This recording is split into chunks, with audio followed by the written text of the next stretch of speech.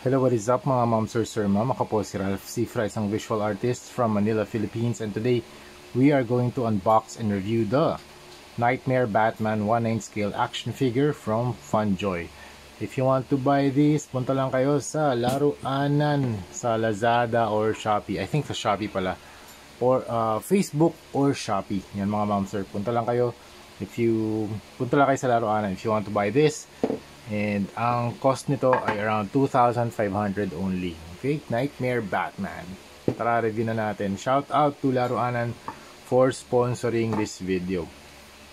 Alright, out of the box, this is the Nightmare Batman. Very solid build. Wala namang mga loose na joints. And ang height niya around 7.5 inches tall.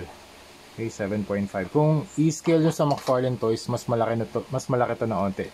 0.5, mas malaki to ng 0.5 inches, okay, ng half inch. Okay, so first meron siyang goggles na removable siya, tapos meron siyang cowl, and also you have the brown bandana around his face covering his nose and mouth, kasi alam ko nung lumabas siya dun sa movie, parang nasa ano siya some type of desert. Okay, tapos meron siyang Batman armor dito. Battle damage pa to.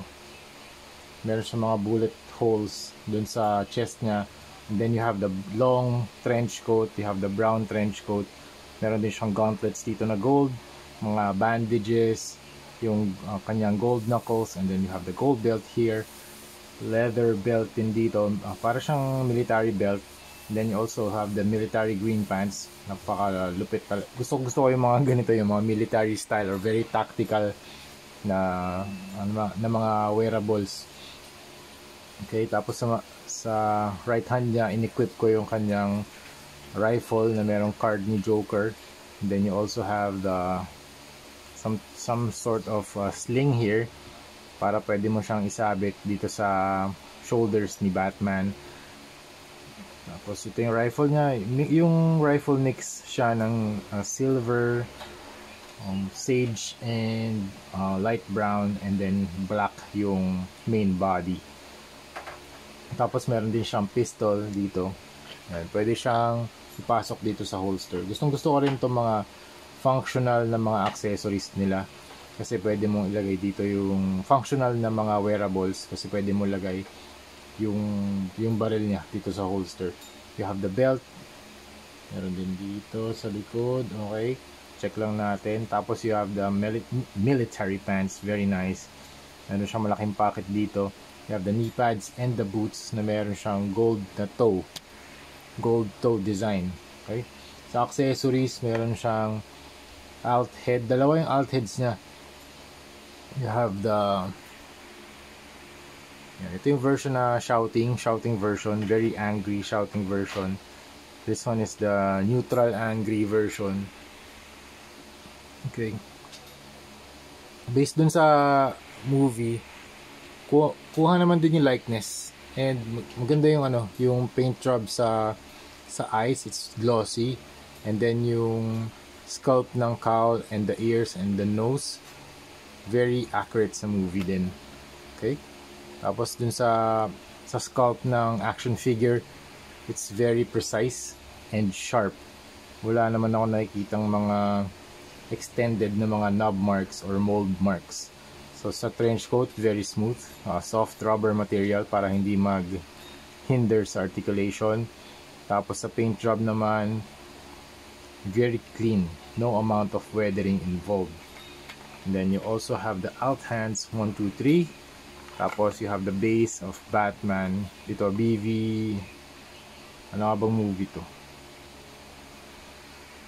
Yeah, Batman vs Superman Dawn of Justice action figure. Actually mali na naman yung spelling nila kasi ano to Chinese brand. Pero ano to ma'am sir, legit to, original.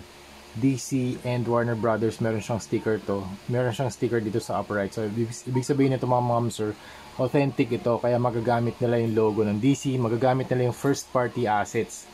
Hindi ito fake, hindi KO, hindi bootleg. This is authentic and original. Kaya if you want to buy this, 2,500 only sa Laruanan. Okay? Tapos sa ilalim, wala na. It's an very large oval na base para makatayo si Batman dito. And you also have the spring-loaded na pole. Mag-ingat lang kayo dito kasi ang hirap niyang i-bend. Okay, mahirap siya i-bend. Okay, yan. In terms of articulation, head can look up, down. I think nahihinder lang to kasi nahihinder lang yung kanyang articulation dahil dito sa bandana. Okay? Tapos, arms can move. Yan, 360. Can move out. Okay? Tapos, ito, may rotation. May rotation yung arm. Elbow bend. Nice. Double jointed. Tapos, ball joint yung kamay. Okay? Tapos meron siyang ab crunch. Ooh, very nice ab crunch. And then stretch. Meron din siyang rotation dito. Ooh, natanggal na. Kaya pala maganda yung ab crunch ng tanggal na. Teka lang, kabit natin ulit. Okay, yan. Hanggang di... Oh, oo nga. Grabe ab crunch ito. Okay. Can kick that far. Okay, bend yung knee. That far. Tapos, meron din to articulation and ball joint yung paa. Okay, yan, tanggal na naman. Okay. Kabit lang natin. Madali lang naman to ikabit eh. Wala namang problema dito. Okay. Kung medyo mahirap siyang tanggalin, i-hit nyo lang yung mga joints niya para mag-loosen up yung mga parts ng onte. Kung medyo mahirap siyang i-articulate or i-rotate, hit up nyo lang using a blower. Okay? Kasi minsan, pag galing sa factory, sobrang tigas ng mga joints. Okay? So, yun lang mga ma'am sir. Yun ang ating review ng Nightmare Batman.